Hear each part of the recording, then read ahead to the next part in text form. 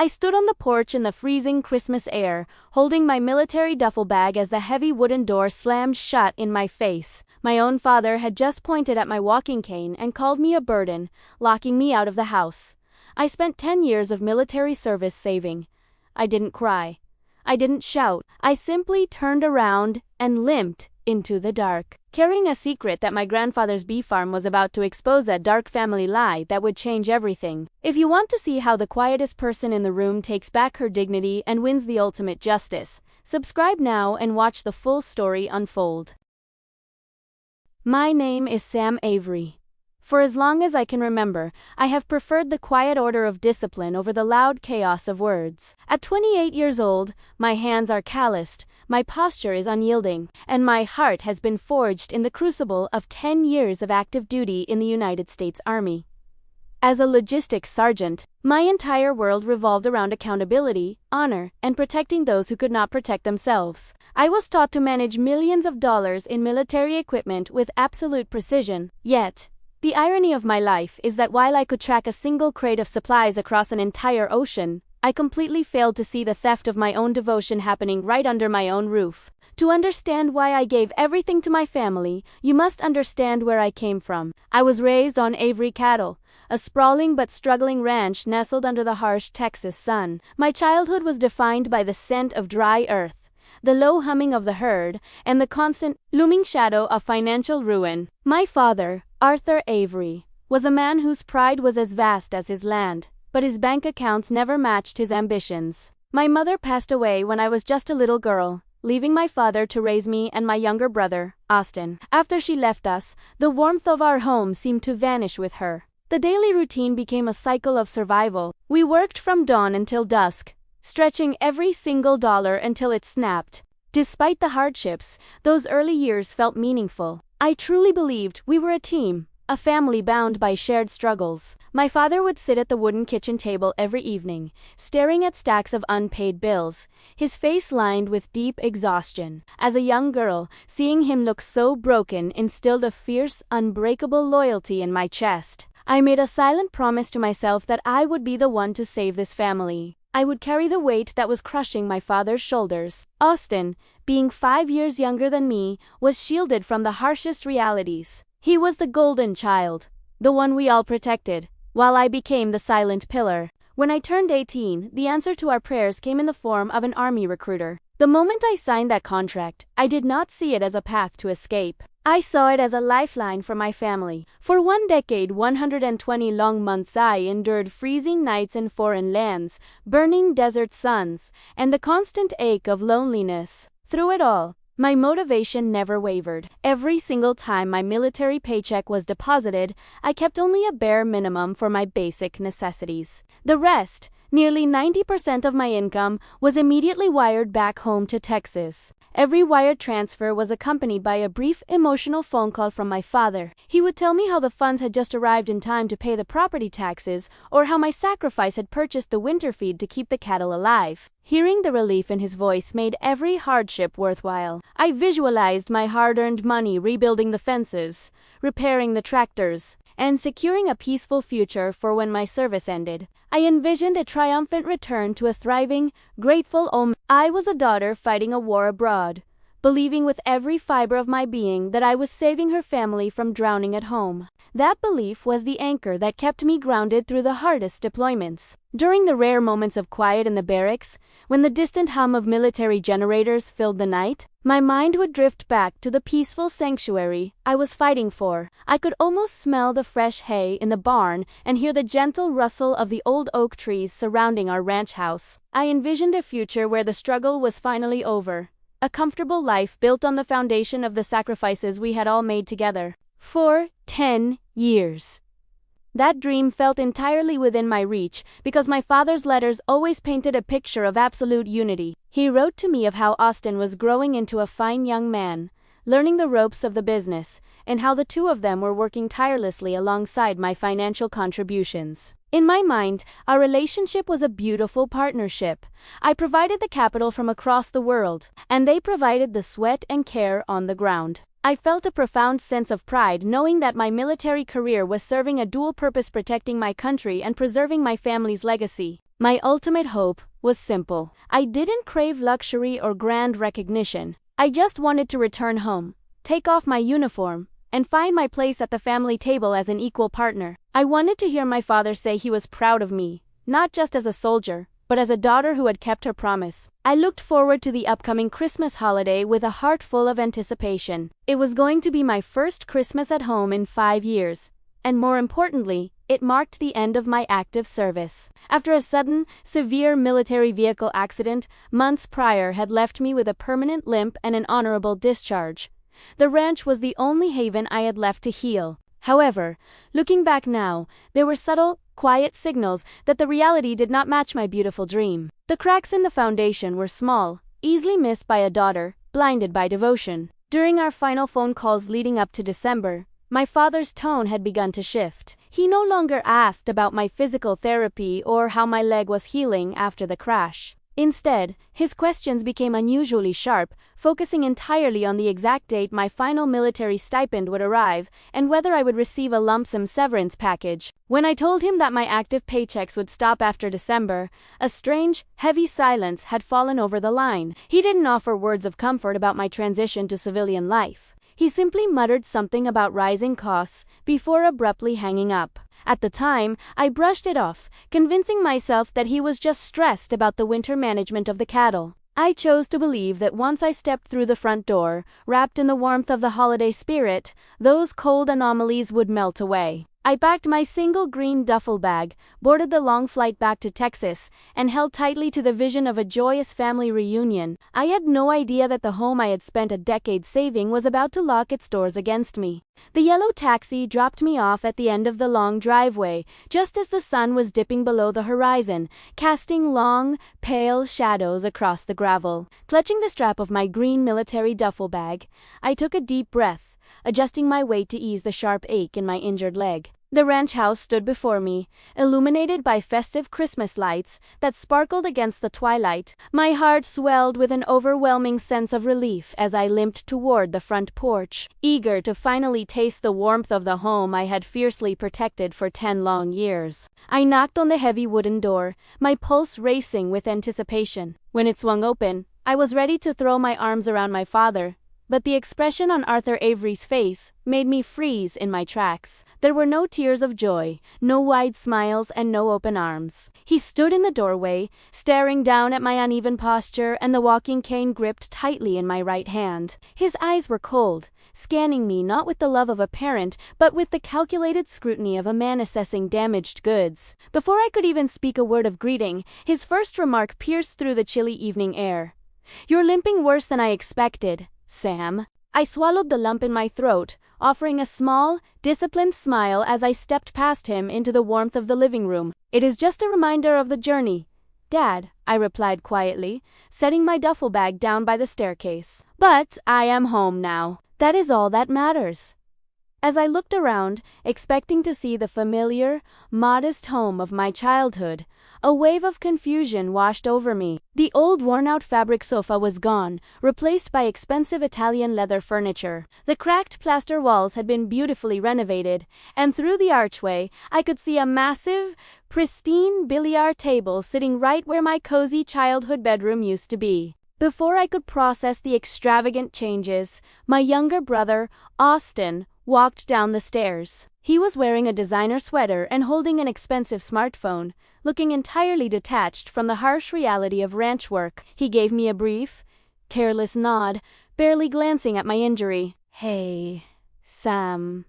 Good to see you made it," he muttered, his eyes instantly darting back to his screen as he walked past me toward the kitchen without offering to help with my bag. A heavy, suffocating silence settled over the room. I reached into my pocket, intending to pull out the final paperwork for my military transition. But my father's next movements stopped me. He didn't ask if I was hungry after my cross-country travel, nor did he invite me to sit down by the fire. Instead, he walked over to the mantelpiece, picked up a stack of financial documents, and began flipping through them with an agitated, restless energy. He kept his back turned to me, his shoulders rigid and defensive. The warm, welcoming family reunion I had envisioned for 5 years was dissolving into an icy atmosphere of resentment. I stood alone in the center of the room, my hands clenched tightly at my sides, watching the two people I loved treat me like an uninvited stranger in the house my own sweat and discipline had built. The festive Christmas lights outside suddenly felt like a cruel mockery of the coldness inside. I watched my father turn around slowly, his eyes locking onto my duffel bag with an expression of intense irritation rather than hospitality. He tossed the stack of financial documents onto the coffee table with a heavy thud, the sound echoing sharply through the renovated room. "We need to talk about reality, Sam," Arthur began, his voice devoid of any parental warmth. He crossed his arms, looking down at my cane. "You told me your active paychecks are stopping this month, and looking at you now, you are clearly in no condition to herd cattle or do any heavy lifting around here. A ranch requires able-bodied workers, not someone who needs constant physical therapy." I felt the air leave my lungs, as if I had been struck in the chest. I gestured toward the expensive leather furniture and the pristine billiard room that used to be my sanctuary. "Dad, I have been sending 90% of my paycheck here for 10 years. 120 months of my life, my health, and my safety went into keeping this ranch afloat. I didn't come back expecting a handout. I came back because this is my home." Austin walked back into the room, holding a glass of juice, a smug, uncaring smirk playing on his lips. "Come on, Sam, don't be dramatic," he chimed in, leaning against the doorframe. "Dad is just being practical. The money you sent was just what was owed to help maintain the family name. It's spent, right now. You are coming back here with a permanent injury, no active military income, and expecting us to nurse you back to health. We have a business to run." The realization hit me like a physical wave, causing my injured leg to tremble slightly. The desperation letters, the urgent phone calls about property taxes, the pleas to save the catalyst had all been a calculated deception. My father had used my fierce loyalty as a blank check to fund a life of luxury for himself and Austin, while I was sleeping in tents and surviving a devastating vehicle crash. They had never intended to welcome me back as a partner. To them, I was never a daughter or a sister. I was simply a financial resource, and now that the resource was broken, I was discarded.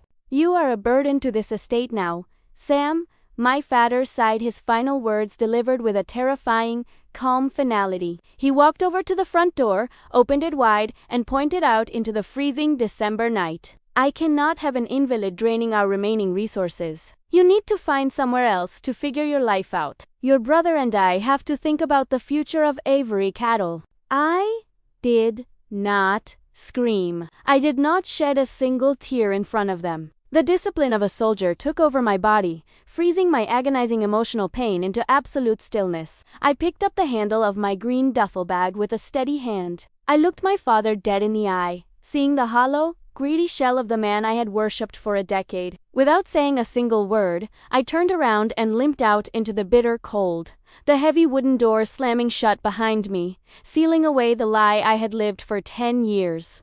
The sound of that door locking echoed in the silent, freezing night, cutting deeper than any physical injury ever could. I walked down the long gravel driveway without looking back once, my cane clicking rhythmically against the frozen ground. With no home left in Texas, and a heart shattered into pieces, I dragged my duffel bag to the nearest town transit station and purchased a single ticket for a long, exhausting bus ride north to rural Oregon. There was only one person left in this world who might still remember the true meaning of honor: my grandfather, Silas Avery. The journey took days, a blur of gray highways and restless nights staring out of dusty bus windows. By the time the bus dropped me off at a quiet, mist-covered crossroads in rural Oregon, the physical pain in my leg was nothing compared to the emotional numbness consuming me. I walked the final mile down a winding dirt road surrounded by towering pine trees until I saw Ita's weathered farmhouse surrounded by neat rows of wooden beehives.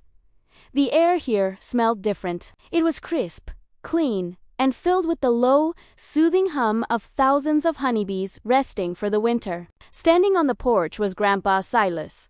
He was 75 years old, his silver hair tucked under a worn cap, his face lined with the deep wisdom of a man who had seen the worst of the world as a military attorney, but chose to spend his twilight years cultivating life. The moment his sharp blue eyes landed on my walking cane and my weary stance, he didn't question me. He didn't ask what value I could bring to his farm. He simply stepped forward, wrapped his strong, comforting arms around my shoulders, and whispered into my uniform jacket.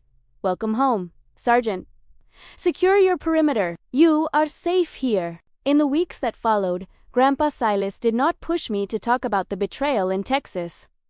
Instead, he gave me a purpose. He introduced me to the meticulous, disciplined world of his bee farm. I quickly learned that an active hive operates on absolute trust, cooperation, and order, the exact values I had cherished in the military, and the exact values my father had discarded. With my logistics background, I began helping Grandpa Silas organize his inventory and analyze his seasonal honey yields. My hands, once trained for defense, learned the gentle art of scraping golden honeycomb and monitoring the temperature of the hives. The physical labor in the fresh mountain air became my therapy, but my mind was still fiercely determined to find a path forward. I wanted to build a new life from nothing. But more than that, I needed to understand how my own blood could treat me with such profound cruelty. One evening, as the winter wind howled outside the cozy cabin, I sat by the fireplace with a cup of hot chamomile tea, sweetened by our own honey. I looked across at Grandpa Silas, who was quietly polishing an old wooden box. I finally broke my silence, vowing to find a way to make my father answer for the 10 years of stolen life and money, even if I had to fight the battle completely alone. Grandpa Silas paused, looked at me with a profound, unreadable expression, and said, "You are never alone, Sam. And the truth has a way of returning home when the hive is ready." His words sparked a flame of determination inside me. The very next morning, I decided it was time to take my first concrete step. I refused to let my decade of hard work vanish into the pockets of greedy men without a fight. I sat at the small wooden desk in my guest room, opened my laptop, and began drafting a formal, structured request for a complete financial accounting of the 120 monthly wire transfers I had sent to Avery Cattle. I printed the document, signed it with the official precision of a military sergeant, and mailed it to my father via certified mail. I also called his phone, determined to speak with the calm dignity that my uniform had taught me. When Arthur finally answered, his voice was immediately defensive, dripping with the same cold arrogance that had driven me from his porch on Christmas Eve. "I told you before, Sam, that money was spent on the family infrastructure." My father barked over the line, refusing to listen to my calm tone. "You have no right to come demanding receipts now like a landlord. You gave that money willingly. If you keep pushing this, if you try to embarrass me or your brother with legal nonsense, I will formally remove you from the Avery family lineage. You will be dead to us. Do you understand? Stop calling this house." Before I could utter a single word in response, the line went completely dead. A heavy, suffocating weight pressed down on my chest as I slowly lowered the phone. The rejection felt just as sharp the second time around. Over the next 2 weeks, my official letters were returned to Oregon, unopened, stamped with the words, "Refused by addressee" in bold red ink. Every legal avenue I tried to explore seemed to hit a brick wall. Since I had wired the money voluntarily as family support, without a signed, written contract, standard civilian lawyers told me there was very little they could do to force an accounting. By the end of January, a bitter winter storm hit rural Oregon, burying the bee farm under a thick blanket of heavy white snow. As I sat in the dim light of the quiet cabin, staring at the pile of rejected letters and my own physical therapy reports, I hit my lowest point. The biting ache in my injured leg seemed to intensify with the freezing cold. I felt utterly defeated, isolated, and completely powerless. 10 years of deployments, the sleepless nights, the permanent injury from the vehicle crash, it all felt like a grand, tragic waste. I had protected a country but could not protect my own dignity from the people who share my last name. As a quiet tear finally slipped down my cheek, Grandpa Silas walked into the room, holding a lantern and a heavy brass key. He looked at my crumpled spirit, then reached down and gently placed his hand over mine. "The front door may be locked, Sam," he said softly, his voice carrying the immovable weight of an old soldier. "But when you are dealing with a deceptive predator, you don't knock on his door. You look at his foundation. Put on your coat. It is time to open the archive in the old honey workshop." I wiped my face quickly, the discipline of my training taking over as I stood up and followed Grandpa Silas out into the freezing night. The wind howled through the pine trees, but inside the old watered honey workshop, the air was completely still. Grandpa Silas walked past the large stainless steel honey extractors and approached a heavy wooden desk in the corner. He inserted the brass key into a locked drawer and pulled out a thick, faded leather binder filled with legal military documents and old correspondence. Before I retired to tend to my bees, Sam, I spent 30 years as an army judge advocate. Grandpa Silas sighed, his voice carrying a sharp, razor-like precision that I had never heard from him before. I always kept my eyes on Texas, even when your father thought I was completely out of touch. Look at this. He opened the binder and pointed to a certified document bearing the official seal of the Department of Veterans Affairs, dated exactly 6 months ago, just weeks after my devastating military vehicle accident. As my eyes scanned the legal language, my breath hitched in my throat. The document was an official notification of a special military insurance settlement. Because my injury was sustained during a critical logistics deployment, the military had awarded a lump sum compensation package of $250,000. But what turned my entire world upside down was the section below it. The funds had already been dispersed to the Avery Cattle Bank account. Attached to the payout voucher was a copy of my signature authorizing the immediate release of the funds directly to Arthur Avery. I stared at the paper, my hand shaking so violently that the page rustled in the quiet room. Grandpa, I never saw this document. I never signed this. I was in a military hospital bed in Germany, heavily medicated and undergoing emergency surgery on my leg when this was dated. I know, Grandpa Silas replied softly, his eyes burning with a calm, righteous fury. Your father used the power of attorney paperwork you signed 10 years ago when you first deployed. That power of attorney was strictly for emergencies to maintain the ranch, but he used it to forge your signature on a federal military insurance payout. He intercepted your compensation, Sam. He used the very injury that ruined your leg to pay off his massive gambling debts and buy luxury renovations for himself and Austin. The absolute magnitude of the betrayal hit me like a physical blow.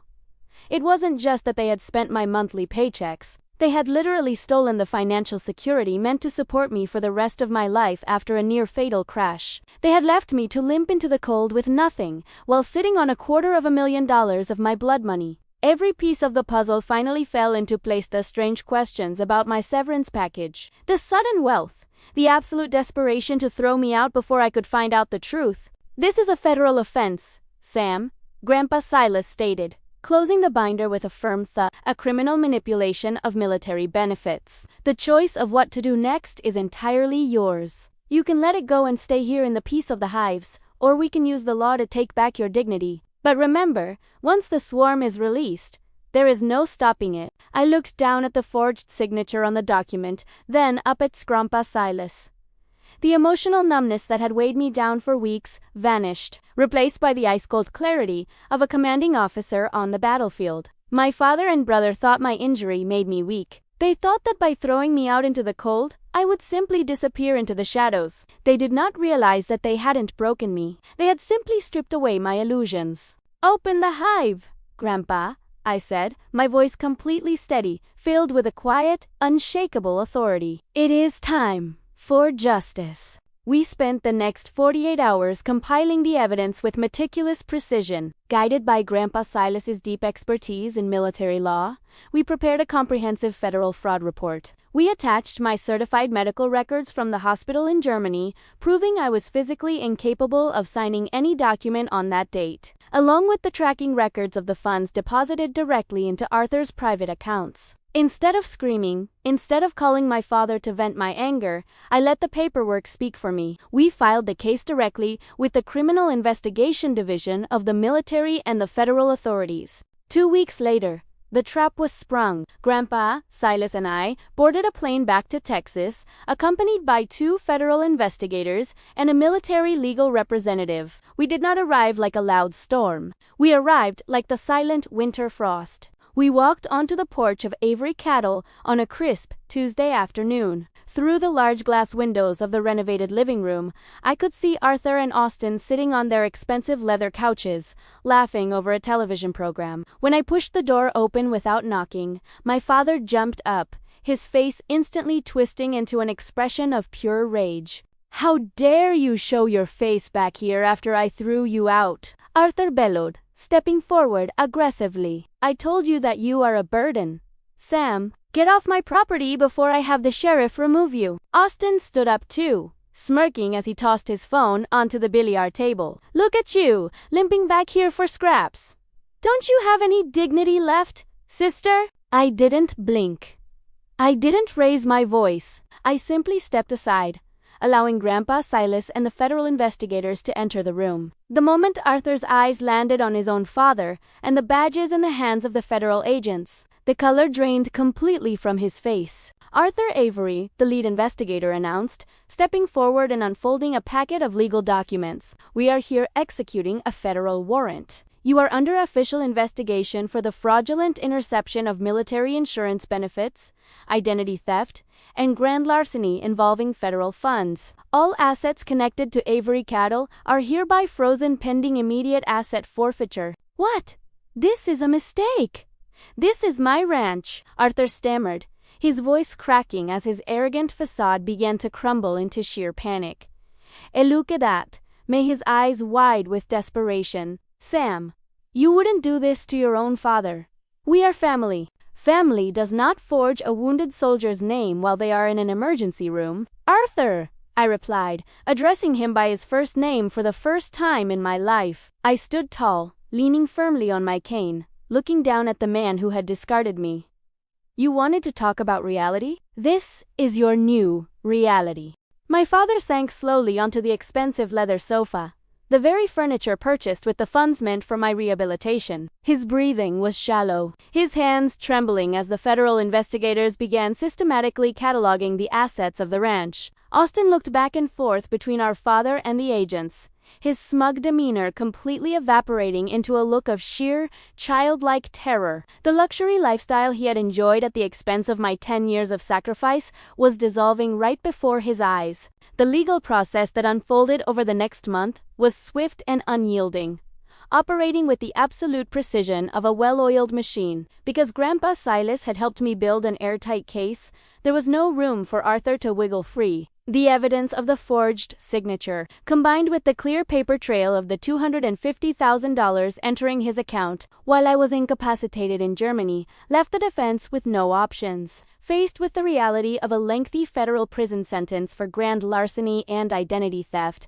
Arthur's high-priced arrogance completely shattered. Under the guidance of Grandpa Silas and the federal prosecutors, a structured restitution agreement was reached to avoid maximum prison time. Arthur was forced to sign over the entire deed, ownership, and operating rights of Avery Cattle to me as direct repayment for the stolen insurance settlement and a decade of defrauded military paychecks. He and Austin were given 30 days to pack their personal belongings and leave the property. There was no shouting, no dramatic scenes of violence, and no cruel retaliation from my end. I simply stood by the white fence of the property line, watching quietly as the two men who had labeled me a burden loaded their suitcases into a modest sedan. The consequences they faced were quiet, but absolute. Without the ranch to fund their lives, and with their reputations ruined within the local Texas agricultural community, they were forced to relocate to a small apartment 2 towns over. Austin had to take up a low-wage manual labor job at a local warehouse to support himself and our father, the very kind of hard work he had spent his entire life avoiding. Arthur was left with nothing but his pride,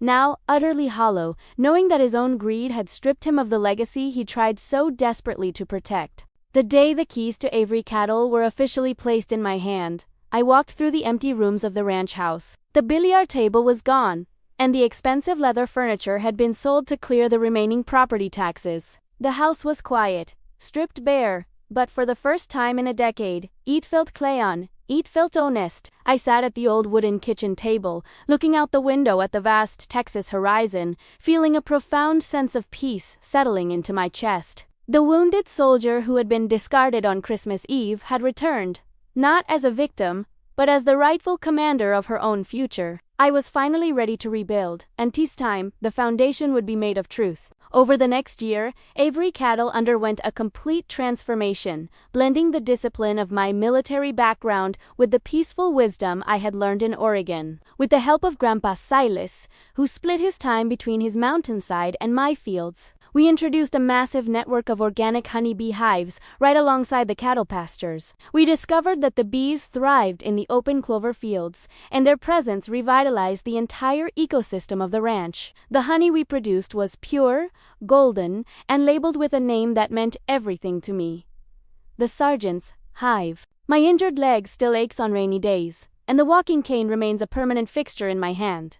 But I no longer view it as a symbol of what I lost. It is a badge of honor, a reminder that true strength does not come from physical perfection, but from an unyielding spirit. Every morning, as I stand on the porch watching the golden swarm of bees rise over the Texas horizon, I realize that the quietest creatures can teach us the most profound lessons. A single bee is small and easily dismissed, but when a colony stands together in absolute truth and order, they can build an empire that no amount of greed can tear down. This journey taught me that blood does not always equal family, and loyalty should never be given blindly to those who only value you for what you can provide. True family is found in the people who stand by you when you are broken, who offer you a sanctuary to heal, and who help you fight for your dignity without asking for anything in return. I lost a father and a brother, but I found my purpose, my grandfather's legacy, and most importantly, I found myself. The justice I received didn't need to shout. It was delivered calmly, legally, and beautifully. Thank you so much for staying with me until the very end of my journey. If you were in my shoes, standing on that freezing porch on Christmas Eve, would you have found the strength to walk away calmly? Or would you have reacted differently to such a deep betrayal? Let me know your thoughts in the comments below. I read every single one of them. If this story of resilience, dignity, and poetic justice inspired you today, please click that subscribe button, hit the notification bell, and share this video with someone who needs to remember their own worth. Remember, no matter how hard you are pushed down, you always have the power to rebuild your life from the foundation up. Stay strong, stay dignified, and I will see you in the next story.